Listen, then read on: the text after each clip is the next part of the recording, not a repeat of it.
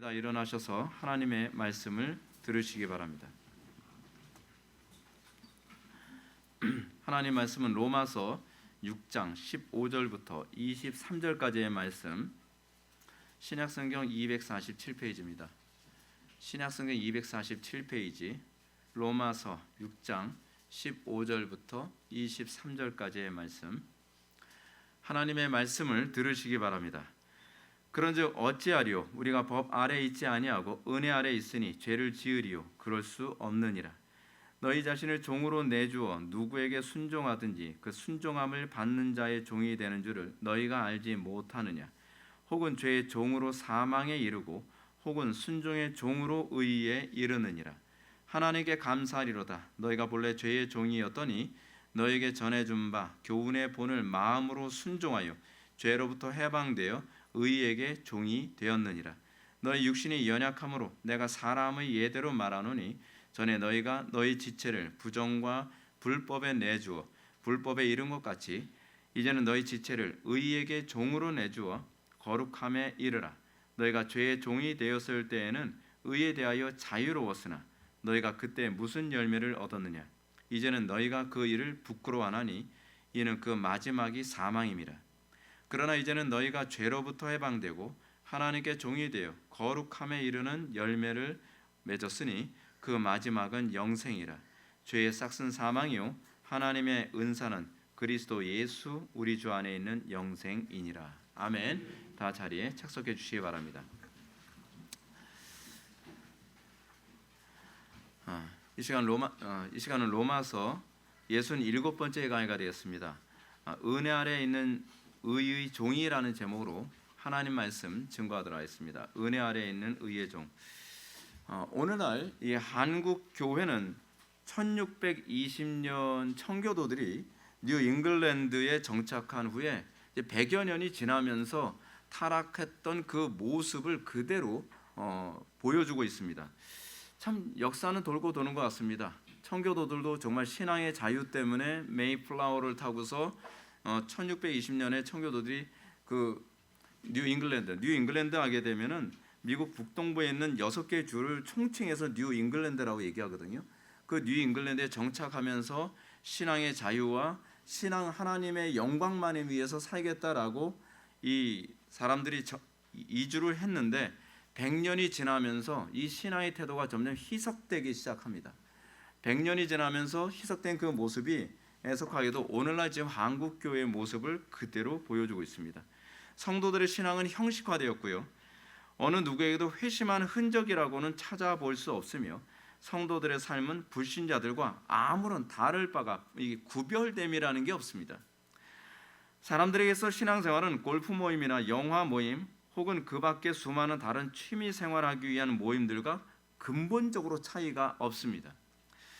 그래서 교회 공동체의 모임에 대해 교인들은 적극적인 참여도 없을 뿐만 아니라 필요에 따라서 교회 모임의 다른 어떤 취미 모임으로 얼마든지 대치하는 것에 대해서 죄책감이나 그에 대해서 불편함을 전혀 느끼지도 않습니다. 이런 신앙의 모습은 오늘날 기독교 모습하고 전혀 차이가 없지요. 오늘날 기독교인들의 모습이 어떻습니까? 신앙생활하면서 여러분 너무 지금 한국교회의 가장 심각한 문제가 뭐냐면 가입과 탈퇴가 너무 자유롭습니다. 그리고 예배 참석하는 부분에 관해서도 들쑥날쑥입니다. 여러분 제가 지금 방금 읽어드린 이 부분은 사실은 제가 한 소리가 아니라 무덤 파는 기독교인이라고 하는 무덤 파는 기독교인이라고 하는 책이 있습니다. 근데 그 책이 어떤 사람이 쓴 책이냐면 소위 프리메이슨, 일루미나티 그쪽 정확한 그 이름 명칭은 거기서 이제 언급하고 있지 않은데 프리메이슨이나 일루미나티 같은 사탄 숭배자들이 교회를 파괴하기 위해서 어떻게 하면 교회를 효율적으로 파괴할 수 있을까라고 하는 고민을 가지고 프랑스 지부장과 미국의 캘리포니아 지부장이 서로 문서를 주고받은 내용의 일부분을 제가 지금 읽어드린 겁니다. 제가 계속적으로 읽어드릴 부분이기도 합니다.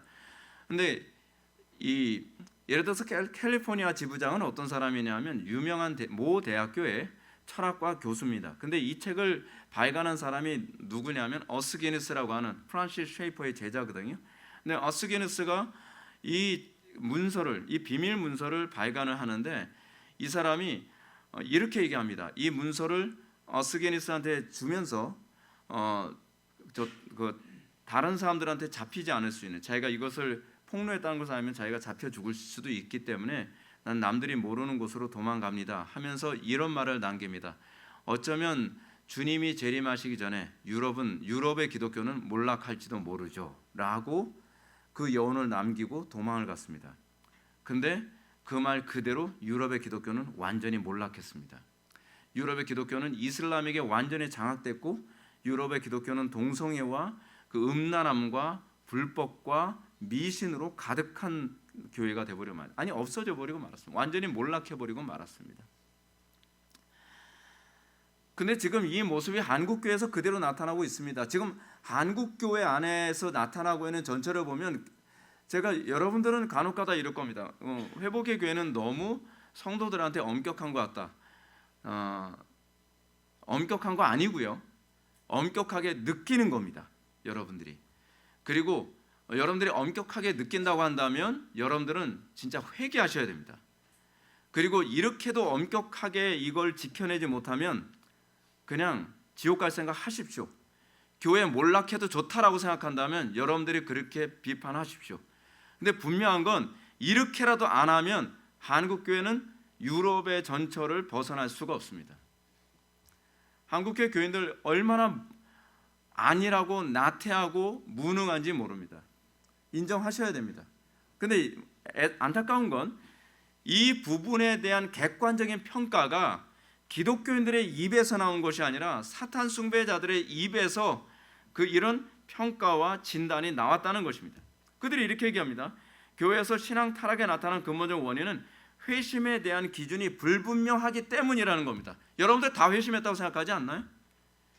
여러분들 다 구원받았다고 생각하지 않나요? 저는 언제 구원받았어요? 저는 그 소리 사실 믿질 않습니다. 저는 여러분들이 진짜 구원받았나? 여러분들이 진짜 회심했는가라고 하는 건 now and here, 지금 여기서 여러분들의 삶이 구원받은 자로서의 합당한 열매가 나타나는가 나타나지 않는가로 보는 것이지 과거의 옛적에 저는 그런 걸 잘 믿지 않습니다. 회심이란 무엇이냐면 신학적으로 믿음과 회개를 일컫죠. 근데 이것은 단회적이지 않고 반복적으로 나타나야만 합니다. 그렇지 않으면 일시신앙입니다. 일시적으로 회심한 것처럼 보일 수 있다는 얘기입니다. 회심이란 한 사람이 복음을 듣고 믿어 그리스도께 돌아오는 것입니다. 근데 그 돌아오는 것이 날마다 우리는 그리스도와 가까워지는 삶의 연속선상에 있어야 된다는 거죠. 근데 여러분들은 어떻습니까? 옛날에 그리스도하고 친했던 적 있었죠? 근데 지금도 친합니까? 옛날이요?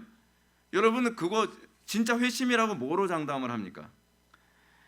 이런 기준이 이렇게 이 회심 또는 구원받은 자로서의 기준이 너무 불분명하니까 신앙도 하나도 없는 사람을 신학교 보내서 그런 사람들이 목사가 되고 그런 목사가 된 사람이 동성애가 왜 죄가 되냐고 얘기하고 다른 종교에 구원이 있다고 하는 걸 인정하는 것이 뭐가 문제냐고 얘기하는 사람들이 태반으로 사방에서 우후죽순처럼 일어나는 것 아니겠습니까?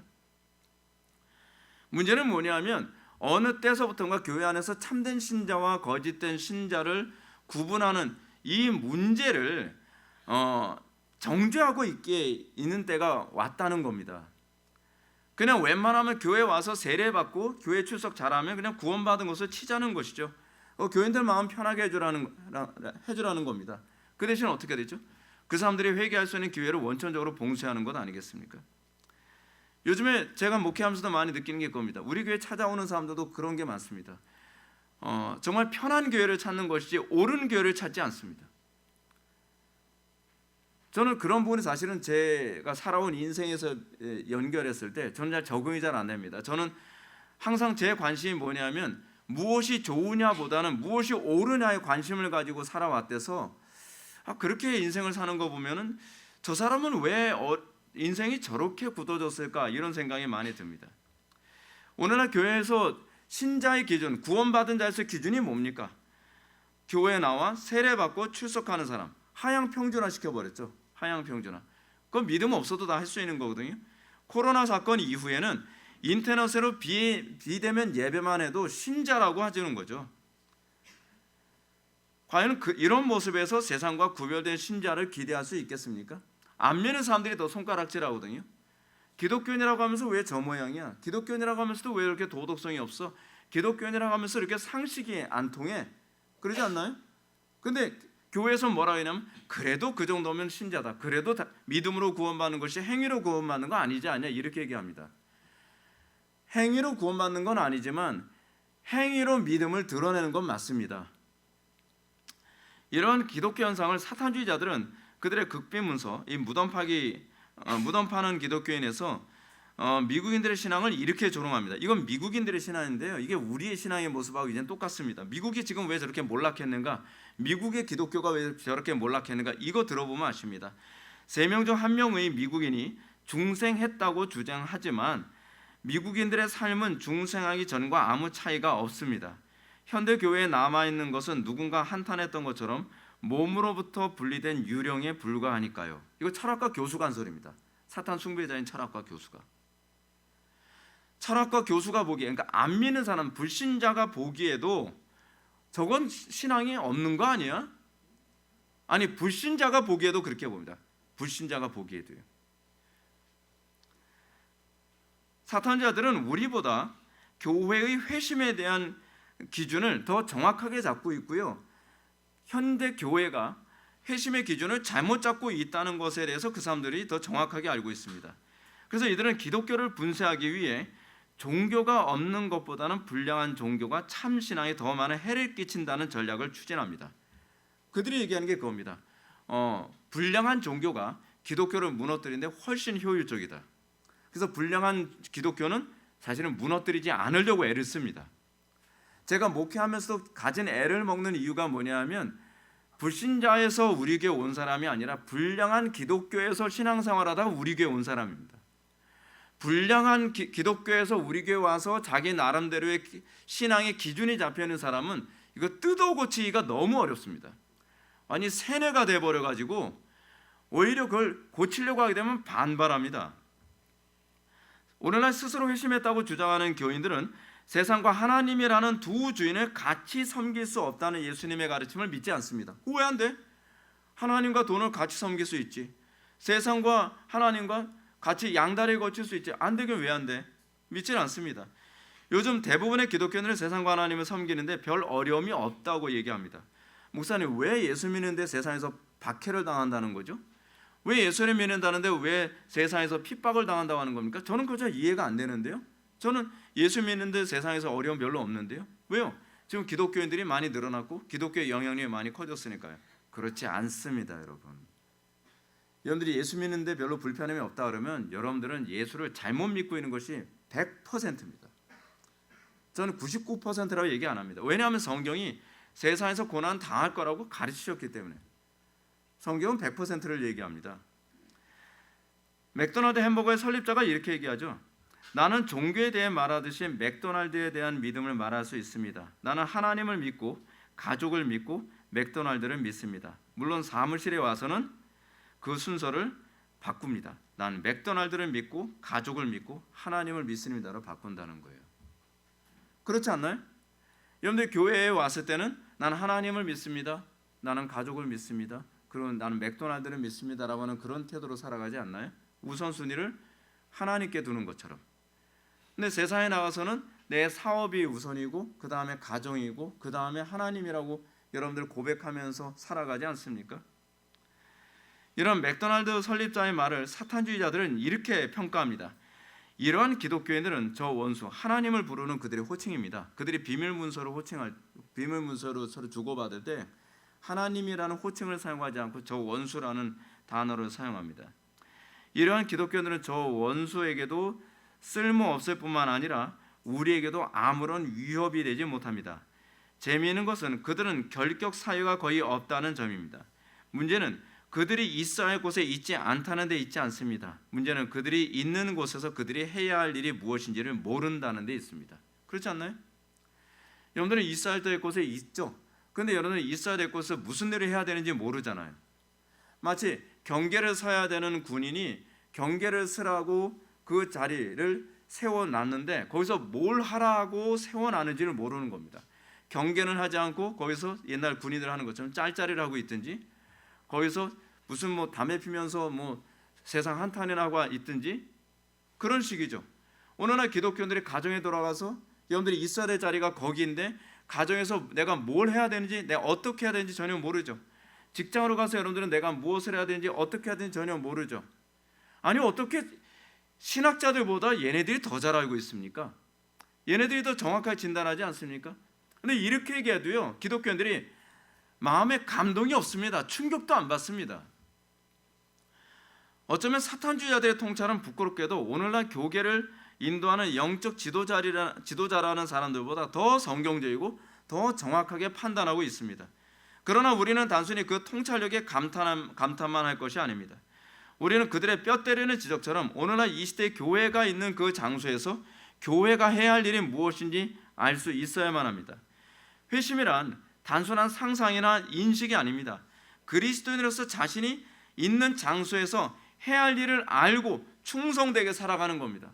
자, 여러분들 우리 교회 와서 여러분들이 내가 뭘 해야 되는지 아십니까? 우리는 교회를 일종의 취미 생활처럼 생각하지 않나요? 나는 왜 이 교회로 인도를 받았는가? 하나님께서는 왜 나를 이곳으로 인도하셨는가? 이 교회에서 내가 해야 할 일이 무엇인가? 여러분들 그런 고민하시나요? 근데 제가 은혜를 받고 나서 제가 알게 된 게 뭐냐면 사람들이 그 고민 안 한다는 걸 알았습니다. 왜냐하면 저는 제가 전도사 생활을 하든 안 하든 관계없이 저는 어딜 가든지 나는 왜 여기에 있지? 제가 신학교 다니면서도 저는 공부하기 위해서 간다고만 생각하는 것이 아니라 나는 이 신학교에서 왜 여러 신학교가 있는데 왜 여기 있는 거지? 저는 그런 생각을 많이 했거든요. 그리고 나는 여기서 무엇을 해야 되는 것이지? 내가 할 일은 과연 무엇이지? 우리는 내가 무엇을 해야 되는지 생각보다 내가 어떻게 하면 더 편하게 살 것인가만 생각했잖아요. 어떻게 하든지 나는 내 책임을 다른 사람들한테 떠맡기고 나는 편하게 쉬고 내 게으름을 충족할 생각을 하잖아요. 그거 심각한 범죄입니다. 내가 있어야 될 자리, 내가 무엇인가 하라고 있는데 그곳에서 내 일을 등한시하면서 세월만 보내고 있는 거죠. 그러면서 사탄에게도 아무런 위협도 되지 않고 하나님의 영광에도 또는 교회에도 아무런 유익이 되지 않으면서 그냥 세월만 보내는 겁니다. 나름대로 또 유익을 끼친다고 하더라도 정작 하나님께서 원하는 유익이 아니라 내가 생각하는 방식으로 이것이 하나님을 섬기는 예고, 이렇게 하면 하나님께서 기뻐하시겠지라고 생각하는 거죠. 거기서 과연 기독교가 무슨 변화가 있고 무슨 영향력이 있을 수 있겠습니까? 오늘 본문은 회심에 대해서 다루고 있습니다. 그러면 바울은 회심이 어떤 상태라고 말하는지 본문을 통해서 한번 보시겠습니다. 15절 말씀 보면 그런즉 어찌하리요? 우리가 법 아래 있지 아니하고 은혜 아래 있으니 죄를 지으리요? 그럴 수 없느니라. 마치 이 본문은 6장 1절 말씀을 다시 반복하는 그 판에 박은 듯한 되풀이라는 것처럼 보입니다. 그런데 여기서 바울이 말하는 것은 6장 1절과는 그 강조점이 다릅니다. 여기서 말하고자 하는 것은 이 진술이 얼마나 중요한지를 강조하기 위한 겁니다. 어떻게 해요? 우리가 하나님의 은혜를 받았다고 한다면 죄 가운데 있을 수 있겠는가? 있을 수 없다는 겁니다. 이거 잊지 말자는 겁니다. 다시 말해서 바울이 강조하는 것은 자유롭게 죄 짓는다는 것은 믿음으로 의롭게 된 사람에겐 결코 나타날 수 없는 상태라는 겁니다. 여러분들은 자유롭게 죄 지을 수가 없습니다. 왜냐하면 우리는 의에 종된 사람이기 때문에 그렇습니다. 여러분들이 은혜를 받았다고 한다면 이제는 죄 짓는 것이 불편해야만 합니다. 여러분들이 은혜를 받았다고 한다면 내가 있는 그곳에서 어떻게 하나님의 영광 위하여 살 것인가 라고 하는 걸 고민하지 않는다고 한다면 여러분들 속에는 하나님의 사랑이 없는 겁니다. 하나님께 대한 사랑, 나는 왜 존재하는가? 나는 왜 이곳에 있는가? 나는 무엇을 위해서 존재하는가? 얼마나 많은 기독교인들, 여러분들 상당수의 기독교를 한번 보십시오. 제가 개척을 하면서 제가 목표로 삼았던 게 뭐냐면 우리 교회는 헌신도를 아무리 안 돼도 70%에서 80%로 끌어올리겠다라고 생각하면서 개척을 시작했습니다. 다른 사람들이 보면 미친 짓이라고 얘기하죠. 근데 미친 짓은 아닙니다. 기존의 교회가 미친 거죠. 기존의 교회는 헌신도가 몇 퍼센트입니까? 여러분들 잘 생각해 보십시오. 3%에서 한 5% 정도밖에 안 됩니다.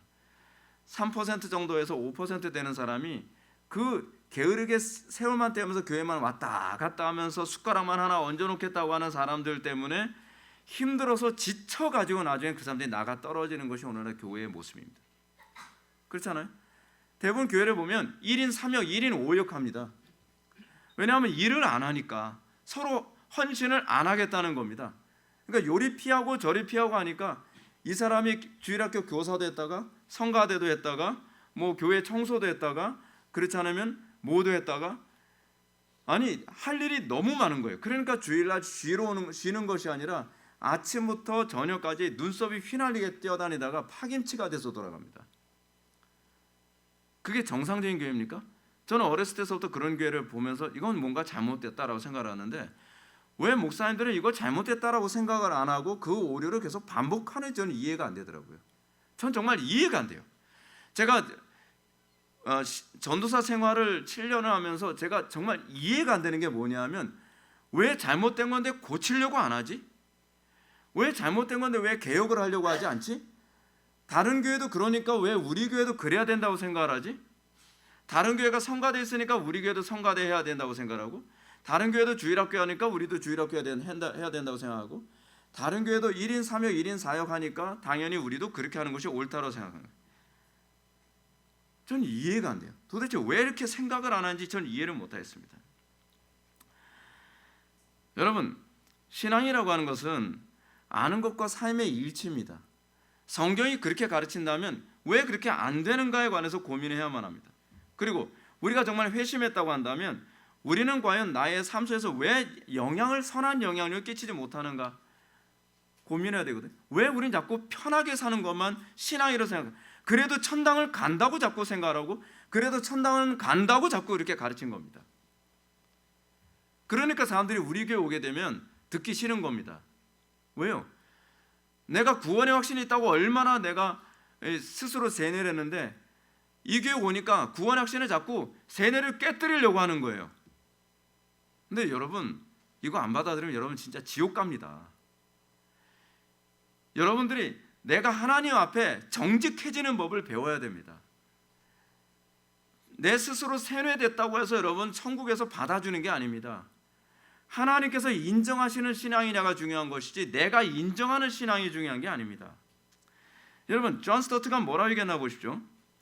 존 스토트는 이렇게 얘기합니다. 우리는 회심을 통하여 하나님의 종이 되기 위해 우리 자신을 하나님께 드렸으며, 그 결과 순종에 헌신하게 되었는데 어떻게 죄에 대한 자유를 주장할 수 있겠는가라고 얘기합니다. 우리는 순종에 헌신하게 된 사람입니다. 근데 순종 안 해도 신앙이라고 생각하지 않습니까? 바울은요, 믿음과 순종을 동의어로 사용한다 그러잖아요. 근데 순종은 죽어라고 안 하는데 이걸 자꾸 신앙이라고 자꾸 스스로 정당화한단 말이에요. 그래서 제가 말씀드린 거잖아요. 불량교회가 사람을 다 망쳤다니까요. 제가 노골적으로 얘기할까요? 대형 교회는 여러분 옳은 교회입니까? 제가 작은 교회를 하기 때문에 말씀드리는 게 아닙니다. 사람들이 그렇게 생각하고 있기 때문에 그렇습니다. 마치 이건 뭐하고 똑같냐면 대기업에서 계속 불량식품을 계속 배출하거든요.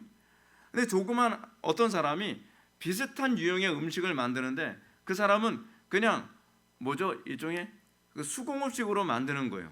자기가 일일이 된장 매주 그 콩을 사다가 그걸 다 매주로 만들어 가지고 그렇게 가지고서 간장을 만들었어요.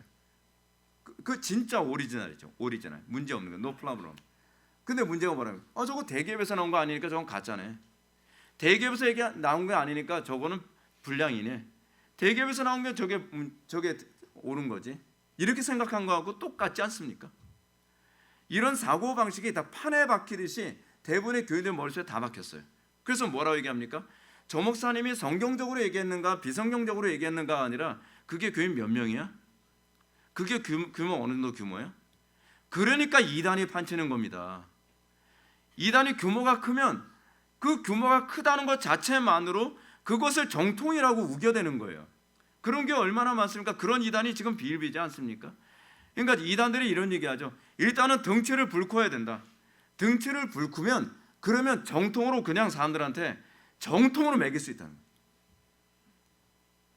얼마나 수준이 낮습니까? 얼마나 의식 수준이 낮아요. 존 스토트의 주장은 매우 중요합니다. 우리가 예수를 믿게 되었다는 것은 헌신의 대상이 마음의 중심부터 달라진 겁니다. 제가 반복해서 말씀드리지만 우리가 그리스도인이 된 것은 단순히 천국에 가기 위한 자격을 부여받은 게 아닙니다. 존 스토트가 지적한 것처럼 하나님께 순종하기 위해서 헌신된 존재가 되기 위해 우리가 구원받은 겁니다. 더 정확하게 얘기한다면 하나님을 온전히 예배하는 존재가 되게 하기 위해 구원받았다는 거예요. 예배에 관심이 없어요, 오늘날 교인들이. 왜 예배에 관심이 없는지 아십니까? 기존의 교회가 예배를 관심 없이 인도했기 때문에 그렇습니다. 대형 교회일수록 예배보다는 프로그램에 관심 많지 않습니까? 존 스토트가 지적한 것처럼 하나님께 순종하기 위해서 헌신된 존재, 그렇습니다. 따라서 회심은 순종과 회개를 통한 합당한 열매를 맺게 되어 있습니다. 지난 시간에 언급했던 것처럼 새로운 의욕으로 새로운 대상에 대한 헌신이 나타나게 되는 것입니다. 여러분, 새로운 대상에 대한 새로운 의욕과 새로운 헌신이 여러분 나타납니까? 따라서 바울은 16절부터 18절 말씀을 통해서 순종이 회심과 얼마나 직결됐는지를 보여줍니다. 16절부터 17절까지 말씀 다 같이 한번 읽어보시겠습니다. 시작.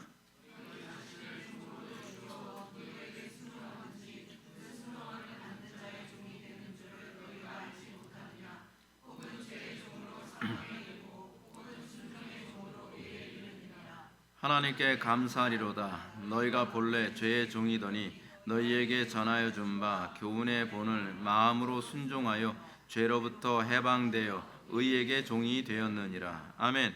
우리가 신앙생활하면서 잘못 인식된 것 가운데 하나가 순종의 문제입니다. 순종이 믿음과 관계가 없다고 자꾸 생각하는 겁니다. 구원과 관계 없다고 생각하는 겁니다. 물론 순종이 구원을 주는 것은 아니지만 믿음은 순종을 줍니다. 순종을 안 한다는 것은 믿음이 없다는 얘기입니다. 우리는 내가 순종할 만한 것만 순종한다고 얘기합니다. 순종할 만한 것만 순종한다는 얘기는 무엇이냐면 현실적으로 순종을 해도 손해가 안 보는 것에만 순종하겠다는 얘기입니다. 믿음에 의한 순종이 아니라 현실적 판단에 의한 순종이라는 겁니다. 그게 어떻게 믿음이라고 얘기할 수 있겠습니까? 순종할 수 없음에도 불구하고 순종하는 것만 믿음 아닙니까? 그렇잖아요. 예를 들어서 여러분 경제적으로 여유가 풍성한 상태에서 11조는 믿음이 없어도 할 수 있습니다. 그 정도 순종은 누구나 할 수 있습니다. 근데 경제적으로 힘들고 어려운 가운데서도 하나님께 헌금을 계속하는 것, 그것이 믿음의 순종 아닙니까? 근데 우리는 순종을 여건이 될 때만 해도 그것을 순종이고 그것도 믿음이라고 생각합니다. 여러분, 우리는 가끔 가다가 내가 원하는 대로 불순종해도 그것은 믿음이라고 생각을 합니다. 근데요, 순종은 선택사항이 아닙니다. 왜요? 왜 선택사항이 아니라고 제가 말씀드린지 아십니까? 순종은 우리가 의의 종됨에 대한 반응이기 때문에 그렇습니다. 여러분, 종에게 선택권이 주어집니까? 종은 선택권 없습니다. 근데 내가 하나님 말씀을 들으면서 내가 선택할 것과 선택하지 않을 걸 내가 정할 수 있을 거라고 생각합니다. 그건요, 의의 종됨이 뭔지 모르는 사람입니다. 의의 종됨을 아는 사람은 하나님의 말씀이라는 것에 대한 분명한 기준이 딱 생기면 선택의 여지가 없습니다. 이해 못하죠? 그러면 여러분들 의의 종된 거 아직 몰라서 그렇습니다. 의의 종된 경험이 종된 게 무엇인지를 경험해보고 안 사람은 회개로 나옵니다. 우리 행위가 구원을 주는 건 아니죠. 구원은 오로지 삼위일체 하나님의 주권입니다. 그러나 행위는 구원의 목적입니다. 행위로 구원을 받을 수 없지만 행위가 나타나지 않으면 그 사람의 구원은 실체 없는 유령과 같습니다. 사도 바울은 행위가 구원의 목적이라는 사실을 디도서 2장 14절에서 이렇게 가르칩니다. 그가 우리를 대신하여 자신의 주심은 모든 불법에서 우리를 구속하시고 우리를 깨끗하게 하사 선한 일에 열심하는 친백성이 되게 하려 하심. 그렇죠? 존 스토트가 그래서 뭐라고 얘기하는가? 순종은 노예 생활의 본질이다. 순종은 노예 생활의 본질입니다. 순종이 안 나온다고 한다면 여러분들 의의 노예된 적이 없는 겁니다. 여러분들이 예수 믿기 전에 주로 무엇에 순종하며 살았습니까? 죄에 순종하며 살지 않았습니까? 근데 예수를 믿고 나서도 여전히 죄에 순종한다면 여러분들은 죄의 노예 생활하고 있는 거죠. 믿음이 아니라는 겁니다. 오히려 죄가 강요하고 있는데도 불구하고 의가 강요하고 있기 때문에 죄에게 불순종하고 의에 순종할 수 있을 때라야만 내가 진정으로 의의 종된 존재이고 내가 죄에 대해서 자유롭게 된 존재라고 하는 것을 거기서 가늠할 수 있는 것 아니겠습니까? 그렇습니다. 신자에게 행위는 당연히 따라오는 것입니다. 마치 정상적인 그 튜브, 구멍 뚫리지 않은 제대로 된 튜브를 몸에 감고서 물에 풍덩 뛰어 던지면 어떻게 됩니까? 뜨죠. 몸이 뜨는 건 당연한 겁니다.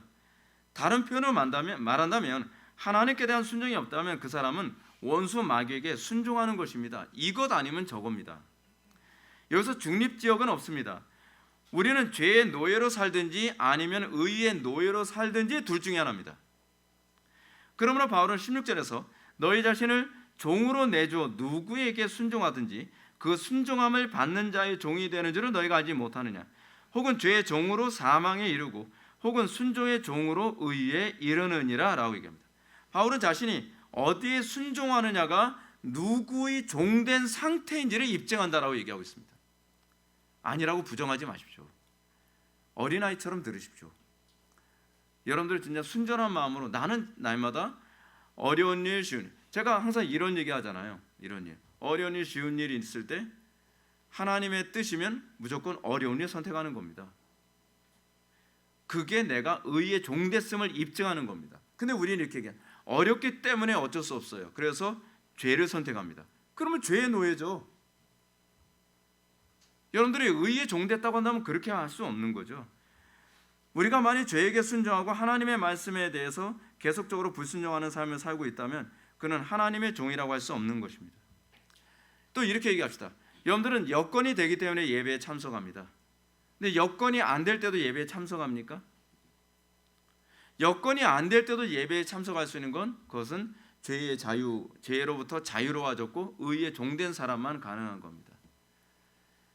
제가 부교육자 생활하면서 수도 없이 많은 사건들을 겪었는데 그 사건에서 항상 하나님의 말씀대로 살 수 없는 환경이 항상 따라왔습니다. 그럴 때 다른 많은 전사님들은 환경이 이러니까 어쩔 수 없어. 김 전도사 남들도 다 그래. 그 얘기는 뭐죠? 나는 죄에 대해서 아직 자유로운 걸 모른다는 얘기입니다. 그럼 저는 그렇게 얘기하는 거죠. 남들이 다 그랬다고 해서 왜 따라가야 되죠? 성경이 아니라 그러잖아요.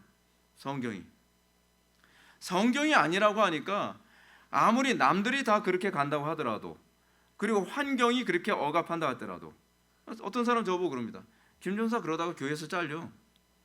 왜 잘리는 게 두려워서 왜 내가 하나님의 말씀에 순종하는 걸 할 수 없는 거죠?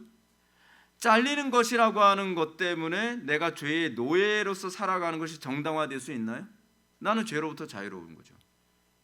나는 잘리든 잘리더라도 난 말씀대로 살겠다는 거죠. 이것이 자유죠. 여러분들 환경에 끌려다니는 걸 어떻게 자유인이라고 얘기했습니까? 어떻게 그것을 믿음 안에 있다고 여러분들 얘기할 수 있겠습니까?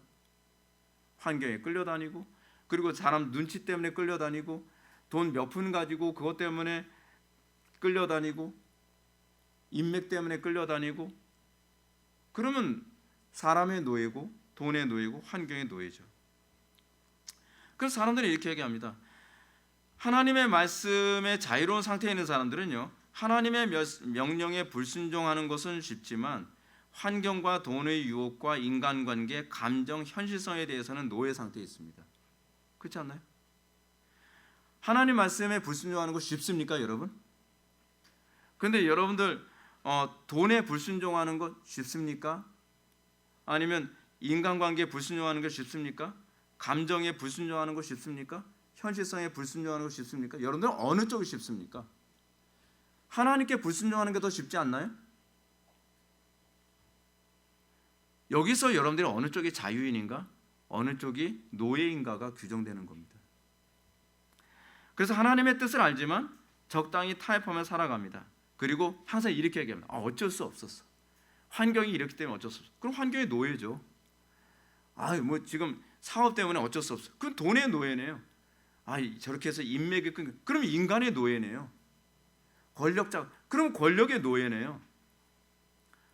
사도 바울이 자기 자신은 뭐라 얘기합니까? 그리스도의 종된 나 바울은. 근데 그 종이라는 단어가 헬라어로 어떤 단어냐면 노예예요. 노예. 그 당시에 노예라는 단어는 우리가 생각하는 것보다 굉장히 강렬한 단어입니다. 바울은 자기가 왜 십자가를 지는가, 왜 환경 가운데서도 나는 그 길을 가는가, 나는 그리스도의 종됐기 때문에, 난 진리의 종됐기 때문에, 그게 신자입니다. 그게 신자입니다.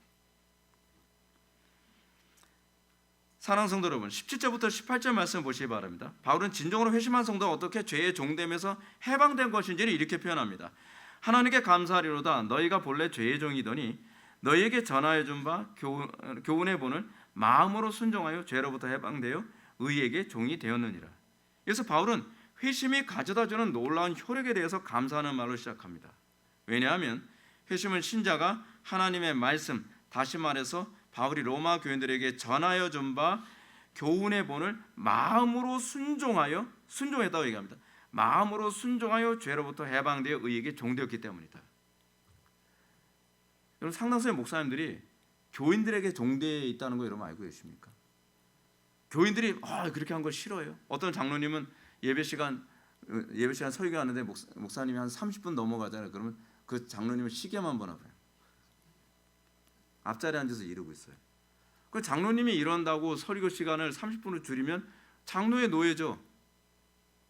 제가 여러분들한테 그런 말씀드렸잖아요.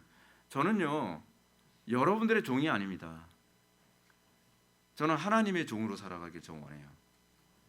많은 사람들이 교인들의 종이, 제가 부교육자 생활하는데 이런 얘기합니다. 담임 목사님이 그런 얘기해요. 그 전사님들 여기 왜 온지 아십니까? 여러분들은 교인들에게, 성도님들에게 서비스하기 위해서 온 겁니다. 그래서 난 서비스하라고 온 적이 없는데.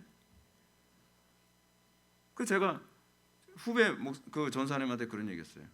제가 그게 사임하고 난 다음에 후배 전사님이 그게 어떤 게인지를 아니까 전사님 불렀어요. 전사님, 그 교회에서 맨날 프로그램에 행사에 동원돼 가지고 그러고 있죠.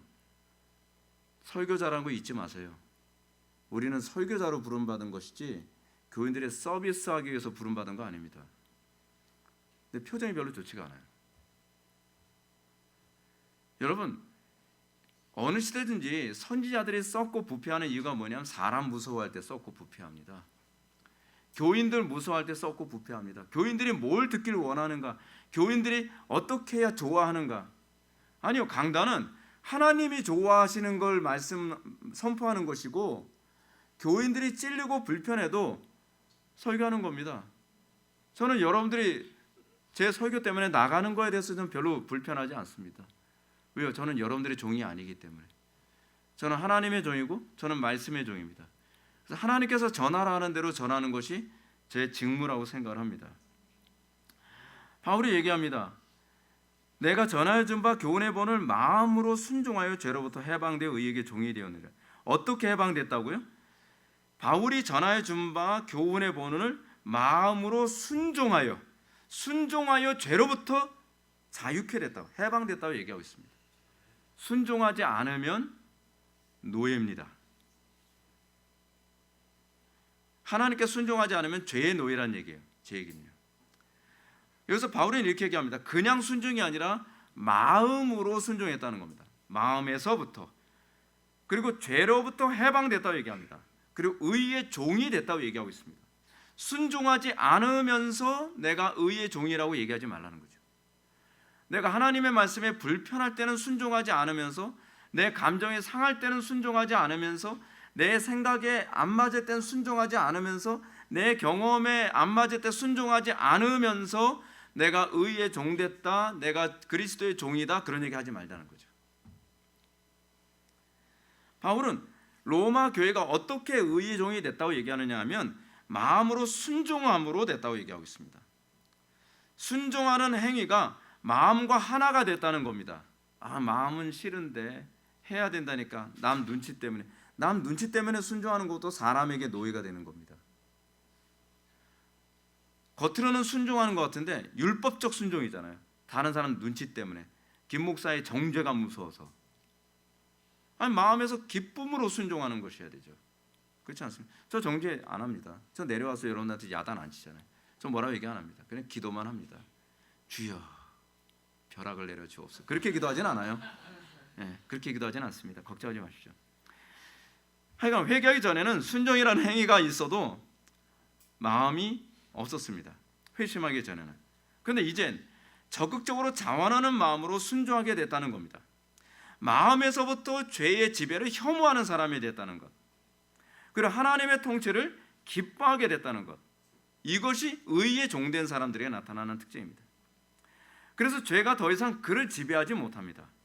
신자는 환경에 끌려다니지 않고, 감정에 끌려다니지 않고, 돈에 끌려다니지 않고, 사람에게 끌려다니지 않습니다. 이제 이런 것들로부터 자유롭습니다. 율법의 행위로부터도 우리는 자유롭습니다. 율법의 형식으로부터 자유롭죠. 왜요? 우리는 율법 안 지키면 죽을까 봐 우리는 율법을 지키는 사람이 아니에요. 우리는 사랑하기 때문에 율법을 지키는 거예요. 그래서 우리는 율법을 지키나 우리는 율법의 종이 아니라 의의 종으로서 율법을 지켜요. 완전히 다른 개념입니다. 그래서 신자는요, 어느 때든지 환경이 아무리 거세다고 하더라도 자유롭습니다. 환난과 핍박과 고난이 온다 하더라도, 그리고 순교의 피가 막 피바람이 부는 가운데서도 신자들이 왜 배도하지 않고 그리스도를 고백할 수 있는가? 그 이유는 세상으로부터 자유로운 존재이고 의에게 종된 존재이기 때문에 그렇습니다.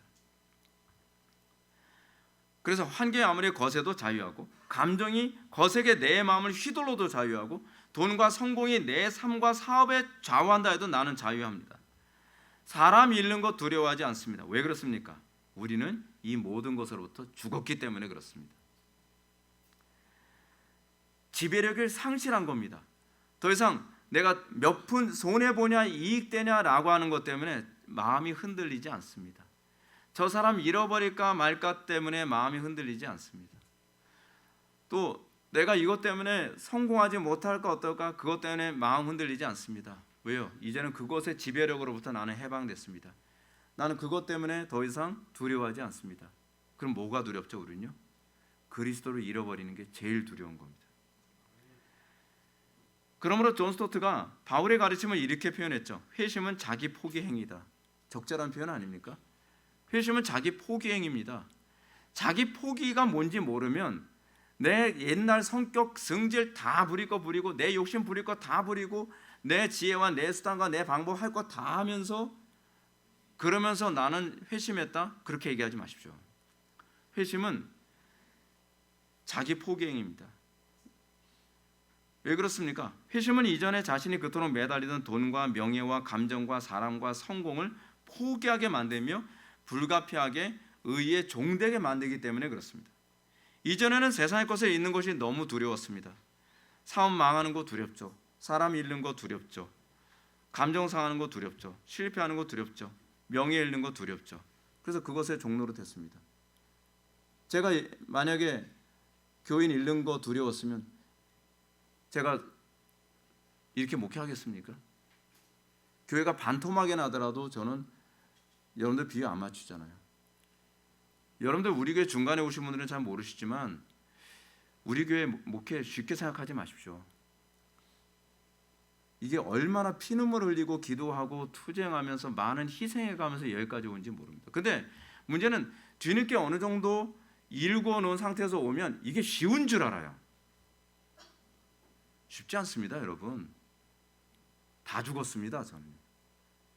돈 손해보는 거 여러분들 보시면 아시겠지만 우리 교회는요, 돈 있는 사람이 나갑니다.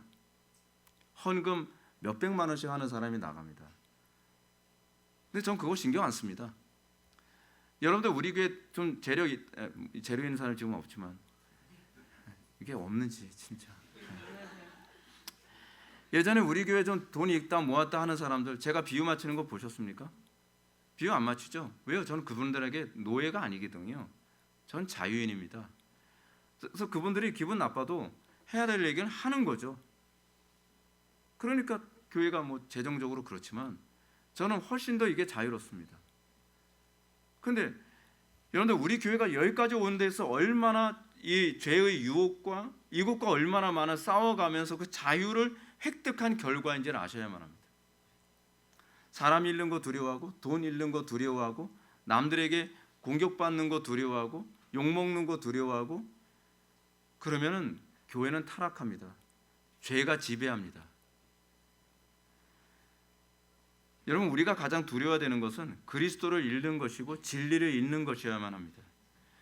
그리스도께 죽는 것이 가장 두렵습니다.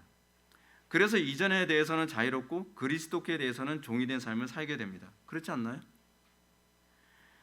이것이 회심한 심령의 상태입니다. 이것으로 인해 우리는 새로운 영적 고정관념을 갖게 됩니다. 이전엔 여러분들 어떤 고정관념 가졌습니까? 스크루지 같은 사람들은 돈 한 푼이라도 잃으면 안 된다 그래서 항상 돈이 고정관념이고 그 다음에 인간관계를 설정하고 그리고 미래를 설정하고 다른 걸 설정합니다. 돈이 중심이지. 돈이 고정관념의 중심입니다. 어떤 사람은 명예, 성공이 고정관념의 중심을 이뤄서 가족들과 관계가 깨져도 명예, 그리고 인간관계 깨져도 명예, 그런 거 아닙니까? 우리는 어떠한 하나의 고정관념을 이루는 우리의 중심축이라는 게 있습니다. 근데 이제는 우리가 예수를 믿고 난 다음에 우리의 고정관념을 이루는 중심축은 그리스도가 되어 있어야만 합니다. 그것이 회심한 겁니다. 그것이 신앙입니다. 근데 이것이 도무지 타협이 안 됩니다. 그래서 세상 사람들에게 우리가 어떻게 평가를 받냐면 어리석다, 고집불통이다, 융통성 없다, 이런 얘기를 많이 듣습니다.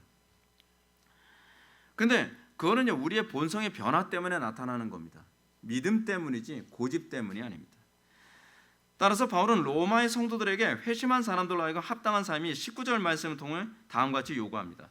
너희 육신이 연약함으로 내가 사람의 예대로 말하노니 전에 너희가 너희 지체를 부정과 불법에 내어주어 불법에 이른 것 같이 이제는 너희 지체를 의에게 종으로 내주어 거룩함에 이르라.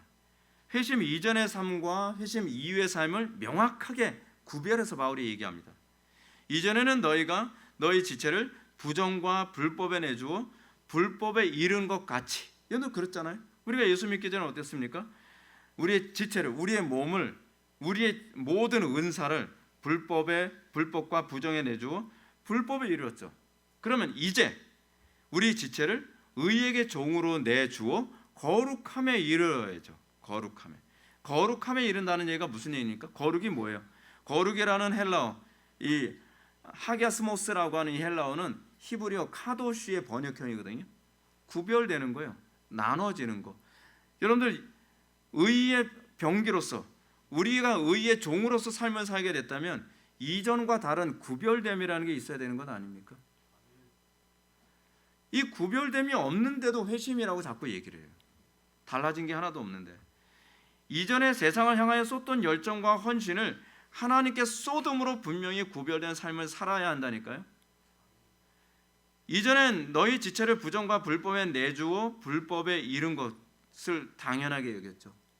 돈 버는데 우리 모든 에너지를 잠 못 자가면서 쏟지 않았습니까? 성공하는 거, 공부하는 거, 그리고 내가 어떤 것을 추구하는 거, 그것을 우리 모든 에너지를 다 쏟았잖아요. 그러면 여러분들이 예수를 믿고 난 다음에 그 에너지를 이제 어느 쪽으로 쏟는 것에 나오는 게 회심이에요?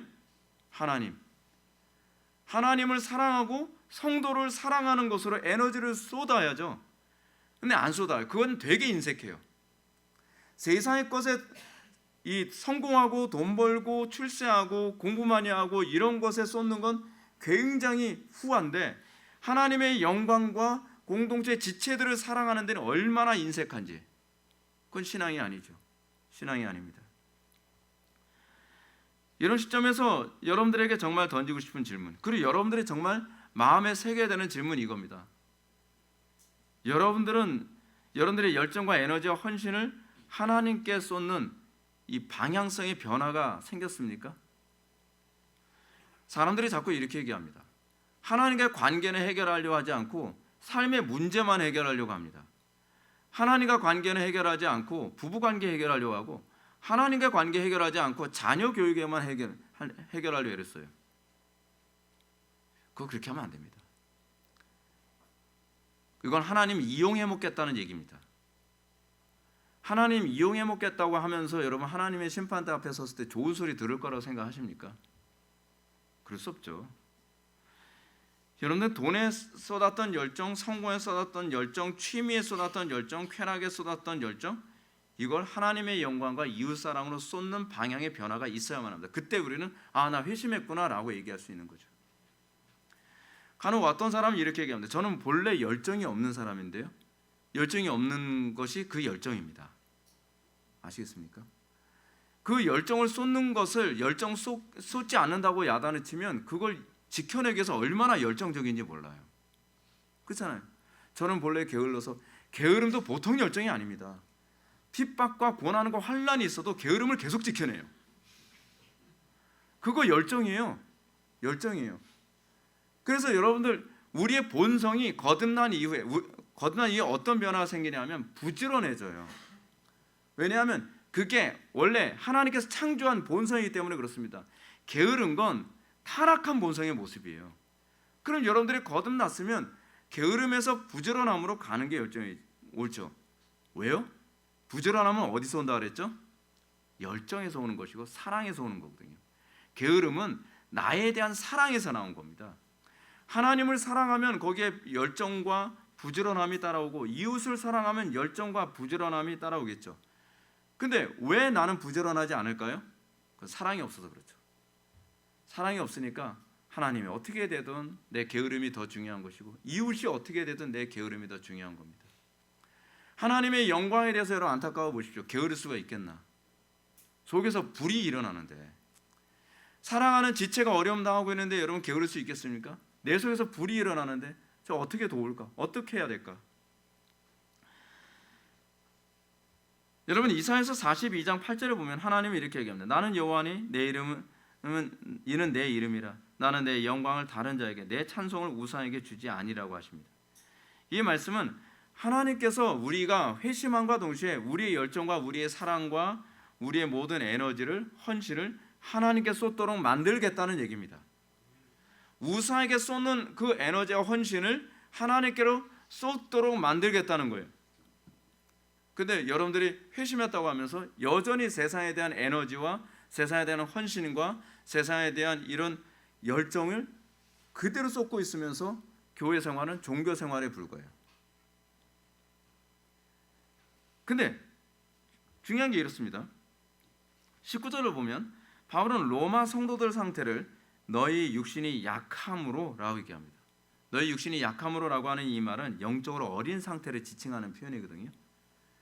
제가 이 설교하면 할 때마다 항상 듣는 얘기가 있습니다. 목사님 설교는 신앙이 성숙한 사람이 들어야 되는 것 아닌가요? 근데 바울은 지금 로마서를 누구에게 지금 전하고 있어요? 신앙이 어린 갓 교회 공동체가 세워진 지 얼마 안 된 그런 기독교인들에게 십자가를 지라고 얘기하는 겁니다. 여러분들 자꾸 이상한 생각을 하는 사람들이 많이 있습니다. 처음부터 십자가 얘기하면 교인들이 떨어져 나간대요. 아니 예수님은 초면에도 십자가를 얘기했어요. 저 초면이지만 죄송한데 십자가 지셔야 되겠습니다. 사도들도 초면에 십자가 지셔야 됩니다. 어떤 사람이 예수님 따르겠다는데 초면에 주 제가 주를 따르기 원하나이다. 그러니까 예수님 뭐라 그러시죠? 초면인데 죄송하지만 아무든지 나를 따라오려거든 자기를 부인하고 자기 십자가를 지고 나를 따를 것이니라. 초면인데 그러잖아요. 신앙이 성숙한 사람이 아니에요. 지금 로마 교회도 신앙이 성숙한 사람이 아닌데 바울이 로마 교인들에게 뭐라 얘기하냐면 너희 지체를 의의 종으로 들여 거룩함에 이르라고 얘기하고 있습니다. 기독교는 여기서부터 출발하는 거라는 거예요.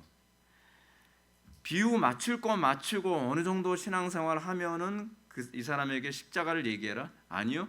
비유 맞추고 어느 정도 신앙에 올랐다고 생각하는 그때 되면은요 이게 능구렁이가 됩니다. 교회가 어떻게 돌아가는지 다 알고요. 요리 피하고 저리 피하고 잔머리로 충만해진 상태에서 십자가 얘기해봐야 말 안 듣습니다. 성경의 가르침을 통해서 오늘날 이 시대 교회가 얼마나 신앙생활의 본질에서 많이 떠나는지 알 수 있죠. 이게 신앙생활이 굉장히 잘못됐습니다. 사람들이 자꾸 이렇게 얘기합니다. 제가 설교 끝나고 나면 이제 초기 때 그렇게 꼭 얘기하시는 분이 있었습니다. 목사님, 왜 이렇게 어떻게 사람이 한순간에 바뀝니까? 어떻게 한 번에 바뀝니까? 한 번에 바뀝니다. 성도님은 바뀌어 본 적이 없나 보죠? 사람이 천천히 바뀌는 거죠. 그건 교육학이죠. 성경이 얘기하는 변화는요, 트랜스포머하는 겁니다. 완전히 달라지는 겁니다. 새로운 피조물이 되는 겁니다. 그럼 천천히 바뀌는 건 새로운 피조물이 아니죠. 교육학적으로 바뀌는 거죠. 그러니까 자신에게 일어나는 일이 없었으니까 이해가 안 되는 겁니다. 근데 목회자들이 그러면 더 곤란하죠. 신앙은 처음부터 이렇게 출발해야만 합니다. 이렇게 안 가르치면 아주 이게 고치기가 너무 힘듭니다. 처음 신앙생활 할 때부터 타협을 배우면 안 됩니다. 근데 처음 시작할 때서부터 타협을 가르칩니다. 신앙은 천천히 성장하는 거니까 요번에 남편이 뭐 예배 오는 거 싫어하는데 그러면 아유 눈치껏 남편하고 같이 여행도 좀 갔다가 그리고서 이제 남편이 좀 마음 누그러지고 분위기 좋으면 그때 또 참석하고 그러는 거죠. 뭐 그러면서 신앙 들어가요. 어디서 많이 듣던 얘기죠. 신앙 들어가는 것이 아니라 잔머리만 커지는 겁니다. 교회에서 이 타협을 가르쳐줘요. 교회에서요. 이렇게 초신자 때부터 타협을 가르치는 교회가 고난 때에 여러분 믿음 지키겠습니까? 고난 때에 타협하겠죠. 환난 때에 타협하겠죠. 여건 안 좋으면 타협하겠죠. 그렇게 되면 그걸 한국교회가 과연 힘이 있겠냐 말이에요. 진리를 지켜내야 될 때마다 타협을 하는 거예요. 어려움을 지켜내야 될 때마다 타협하는 거예요. 근데 이게 교회에서 그걸 가르치는 거예요. 목회자들이 이렇게 가르치는 사람들이 많다니까요. 먼저 신앙생활했다고 하는 권사님들, 먼저 신앙생활했다고 하는 그 교회 집사님들, 이런 양반들이 이런 걸 가르쳐요. 타협을요. 그걸 그러면서 뭐래요? 지혜롭게 신앙생활하는 거라 그러죠. 근데 이것에 관해서 예수님이 뭐라고 말씀하시는가? 화 있을진저부터 시작합니다. 화 있을진저 외식하는 서기관들과 바리새인들이요, 너희는 교인 한 사람을 얻기 위해 바다와 육지를 두루 다니다가 생기면 너희보다 배나 더 지옥 자식이 되게 하는도다. 배나 더 지옥 자식을 만듭니다. 진짜 배나 더 지옥 자식 만듭니다. 그래서 다른 교회에서 이게 타협하는데 몸에 익숙해져서 온 사람들은요, 설교하면 잘 안 바뀝니다. 생각에서 다 타협하고 있어요. 아, 저건 목사님 저렇게 하면, 목사님이 아직 뭐 세상을 잘 몰라서 그러는데, 직장 생활 안 해봐서 그러는데. 제가 왜 안 해봤어요? 저 고생할 거 다 해봤습니다. 여러분들, 그리고 부교육자 생활이 직장 생활 못지않게 굉장히 힘듭니다. 여러분, 약삭 빠르게 신앙생활하는 거 배나 더 지옥 자식 만드는 겁니다. 그래서 불신자들보다 회심하기가 더 어렵다는 거예요. 배나 더 어려운 것 같아요. 그래서 바울은 20절부터 22절을 통해 이렇게 강조합니다. 너희가 죄의 종이 되었을 때에는 의에 대하여 자유로웠으나 너희가 그때 무슨 열매를 얻었느냐? 이제는 너희가 그 일을 부끄러워하나니 이는 그 마지막이 사망이라. 그러나 이제는 너희가 죄로부터 해방되고 하나님께 종이 되어 거룩함에 이르는 열매를 맺었으니 그 마지막은 영생이라. 바울은 은혜 아래 있는 자, 회심한 자가 결코 죄 가운데 거할 수 없는 강력한 이유를 얘기합니다. 그건 자유의 문제입니다. 자유의 문제. 죄 가운데 이 거한다라고 하는 말이 이 직역을 하면 영어로는 continue라고 이렇게 되어 있습니다. 지속적으로 있는 상태죠. 쉽게 얘기하면 그냥 거기서 살고 있는 걸 얘기합니다. 왜 거기 계속 거할까요? 쇠고랑에 채여 있기 때문에 그렇습니다. 쇠고랑에 채여 있으니까 거기서 사는 거죠. 우리는 죄 가운데에서 사는 사람이 아닙니다. 죄를 범하지 않는다는 얘기가 아니라 우리도 죄도 범하고 우리도 때로 타협합니다. 근데 우리는 거기에 머물러서 마치 거기서 집지고 사는 것처럼 살 수 없다는 얘기입니다. 왜요? 우리는 자유롭기 때문에 그렇습니다. 우리는 쇠고랑에 채워 있지 않습니다. 근데 자연인들, 안 믿는 사람들은 도박에서 못 빠져나오죠. 왜요? 도박에서 사는 사람입니다. 죄의 노예가 된 것이고, 알코올 중독의 노예가 된 것이고, 쾌락의 노예가 된 것이고, 돈의 노예가 된 것이고, 명예의 노예가 돼서 거기서 빠져나올 수가 없는 겁니다. 근데 우리는 그리스도께 붙잡힌 바 됐기 때문에 여기서 사는 게 불편합니다. 우리가 연약해서 넘어지고 때로는 우리가 유혹 때문에 죄에 빠지기도 하지만 거기에 머물러 있을 수 없는 이유는 우리는 그리스도께 붙잡힌 바 된, 그래서 사도 바울이 얘기하잖아요. 내가 그리스도께 붙잡힌 바 된 것을 내가 붙잡으려 하노라. 그렇잖아요. 우리는, 그리고 또 은혜가 우리에게 얘기해 주는 것이 무엇입니까? 노예 상태의 비참함을 우리들에게 알려주고 있습니다. 감옥 생활이 좋습니까? 알코올 중독 상태가 좋습니까? 도박의 노예로 사는 것이 좋습니까?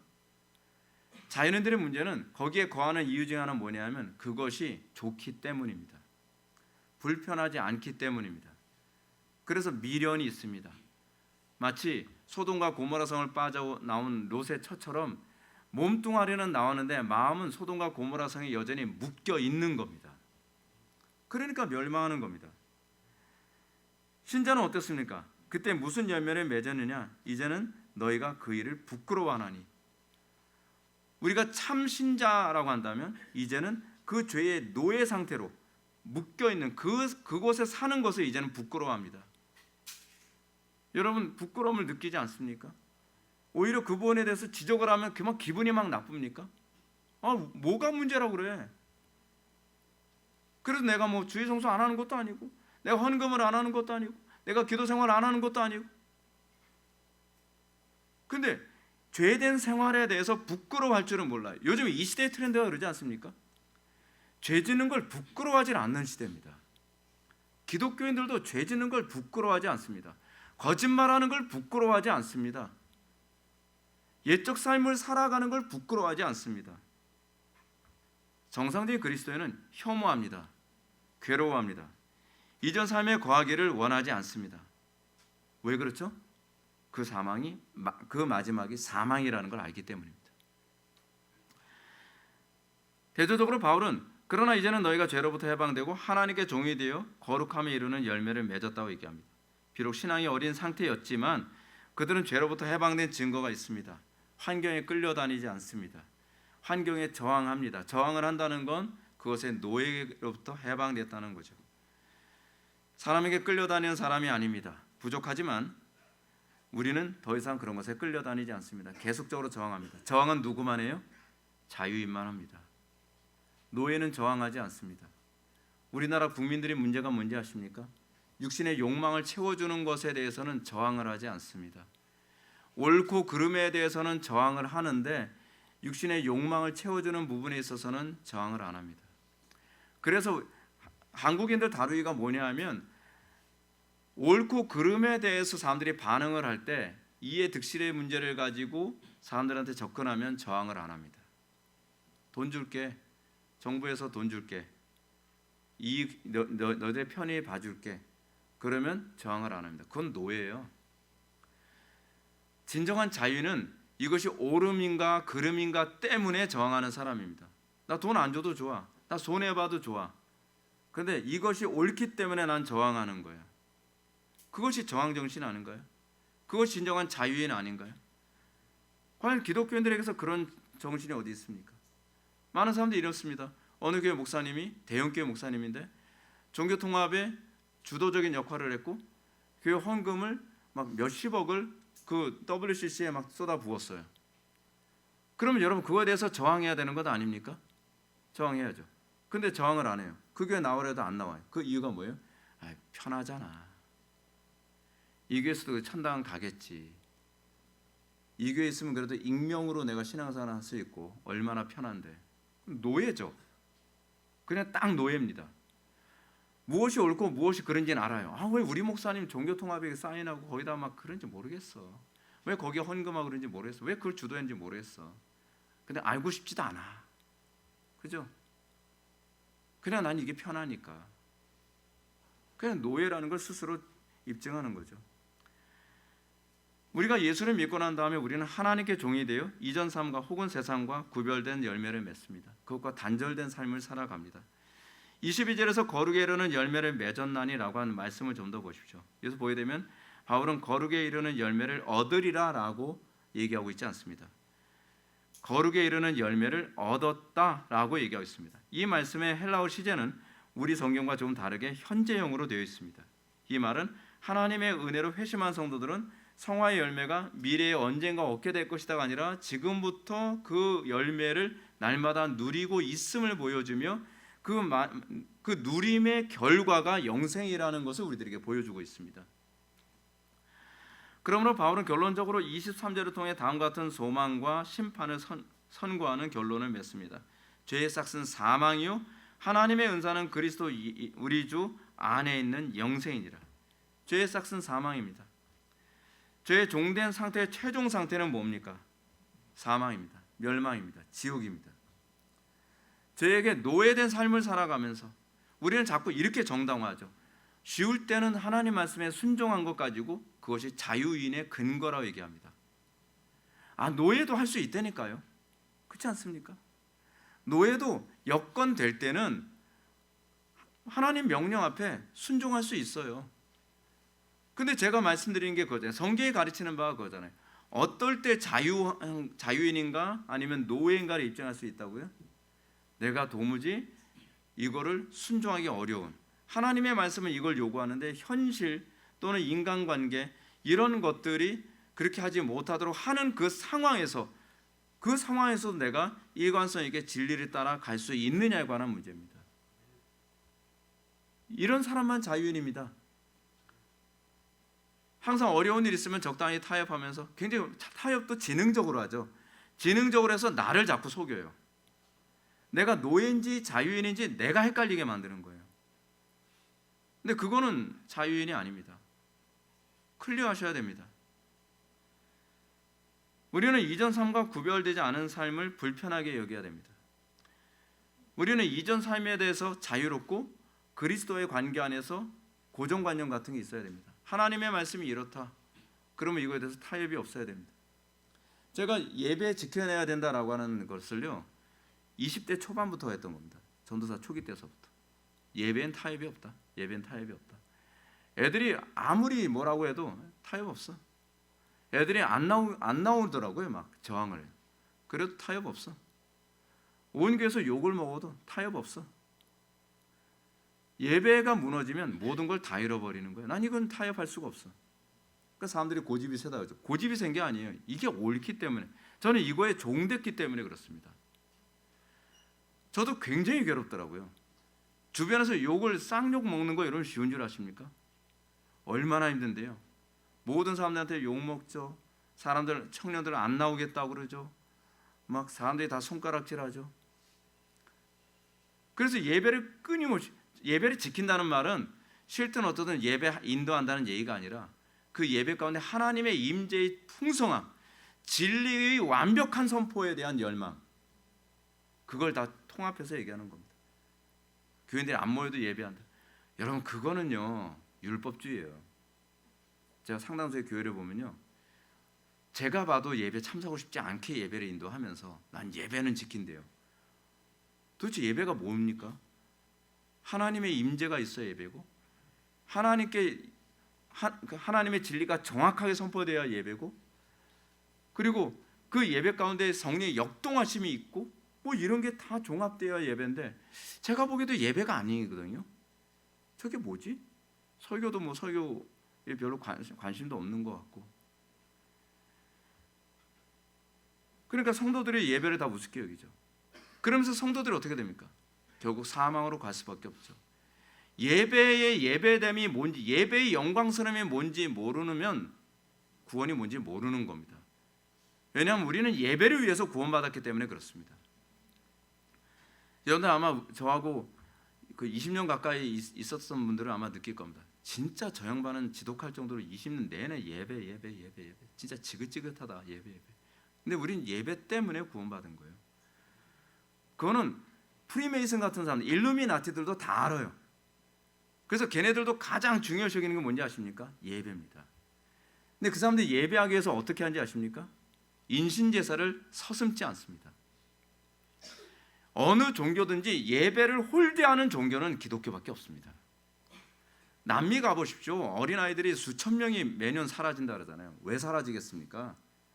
걔네들의 예배 때문에 그렇습니다. 걔네들 예배를 바포맷이라고 하는 거 있잖아요. 바포맷이라고 하는 그 염소 대가리에다가 몸뚱아리 사람 몸으로 돼가지고서 밑에서 막 불을 지르거든요. 그리고 바포맷이 손이 이러고 있는데 빨갛게 덜거진 위에다가 어린애를 올려놔서 태워 죽이는 거예요. 남미에서 비일비재하게 일어난다고 합니다. 왜요? 그게 그들이 이 종교, 이 예배를 철저하게 하지 않으면 자기의 이 체제는 무너진다는 걸 아는 거예요. 이건 본능적인 문제예요. 근데 기독교는 이게 물에 물탄도 술에 술탄도 이게 예배인지 레크레이션인지 그렇지 않으면 뭐 세미나인지 구분이 안 되죠. 교회 예배 시간 중간에 들락날락 해도 아무렇지도 않게 생각하고, 예배 늦어도 괜찮고 뭐해도 괜찮고, 하나님의 이름이 못 오게 당해도 웃으면서 설교할 수 있고. 바울은 대조적으로 뭐라 얘기합니까? 하나님의 은사 즉 선물은, 은사란 말은 선물이라는 얘기입니다. 하나님의 은사 즉 선물은 그리스도 예수 주 안에는 영생이니라. 바울은 영생을 그리스도 예수 우리 주 안에 있는이라고 얘기합니다. 영생이 뭡니까? 예수 그리스도 안에 있는 겁니다. 예수 그리스도 안에 거하지 않으면 영생은 없습니다. 그리스도와 연합하지 않으면 영생이 없습니다. 그리스도와 함께하지 않으면 영생이 없습니다. 그런데 여러분은 그리스도와 함께하는 걸 원합니까? 그리스도와 함께하는 걸 기뻐합니까? 여러분들 그리스도와 함께하는 것에 대해서 여러분들 인생이 항상 관심이 거기에 초점이 맞춰져 있고 거기에 열정을 쏟고 살아갑니까? 난 그리스도 안에 있는지 밖에 있는지 난 잘 모르지만 그냥 천당은 가겠지. 많이 위험합니다. 우리가 예수를 믿었다고 한다면 난 그리스도 안에 있는 것을 날마다 열망하고, 내가 그리스도 안에 있는가에 대해서 항상 묵상하고, 그리스도 안에 있지 못하는 것에 대해서 안타까워해야만 합니다. 그런 사람들에게만 영생이 확고하게 주어지는 걸 확신할 수 있게 될 것입니다.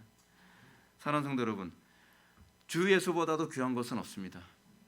우리가 주님 오실 날이 점점 가까이 오고 있는 이 시대에 여러분들이 정말 선명하고 정확하게 고백해야 될 것은 이겁니다. 주 예수보다도 귀한 것은 없다고 나는 고백하는가? 난 정말 주 예수보다도 귀한 것은 없는가? 여러분들이 이것을 분명하게 고백할 수 있다면 여러분들은 이 마지막 때에 정말 끝까지 믿음 지키고 하나님의 영광 나타내며 살아갈 수 있을 것을 믿으시기 바랍니다. 기도하시겠습니다. 사랑이 많으신 하나님, 우리가 살아가는 이 시대, 미국의 청교도들이 미국 땅을 밟고 100년이 지나고 나서 타락하게 됐던 그 종교적인 그 타락의 모습, 그 전철을 그대로 밟고 있는 모습을 보게 됩니다. 대한민국에 기독교가 들어온 지 100년이 넘었습니다. 아버지 하나님, 부흥을 허락하여 주시고 신자들 한 명 한 명을 개혁시켜 주이사 아버지 하나님, 하나님의 이름을 거룩히 여기며 어디 가든지 복의 근원으로 살아가는데 부족함이 없게 하여 주옵소서. 예수님의 거룩하신 이름으로 기도하옵나이다. 아멘.